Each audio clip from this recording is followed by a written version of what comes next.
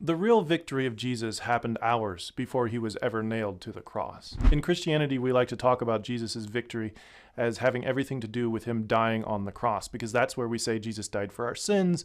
Jesus died to suffer the wrath that we were supposed to endure from God for our sins. And we have a lot of language built into how we talk about the cross and Jesus' death. But what I'm trying to say is that the Bible leads us to a garden and not to a cross in order to see the ultimate victory of Jesus. You see, hours before he went on trial, and still more hours before he carried a cross to Golgotha, Jesus walked into a garden. He walked into Gethsemane with a couple of his disciples, and there he had a conversation with God. And the author of the Gospel of Matthew goes out of his way to parallel Jesus' experience in the Garden of Gethsemane with our first human father and mother and their experience with God in the Garden of Eden. In Eden, Adam and Eve had been given the chance to listen to God, to submit to him, to trust him, and in doing so, they could enjoy all of the benefits that God would give them, rulership over the earth and enjoying his power and his authority.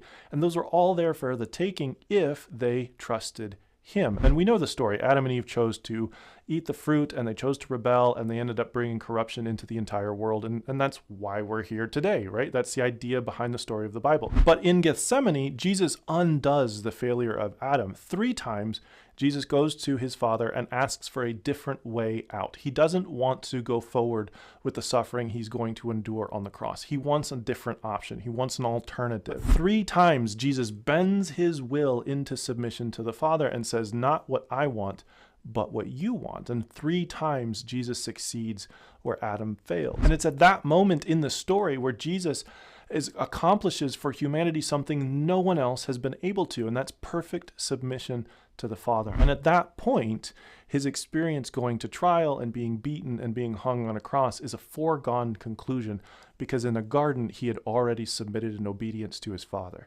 And that's why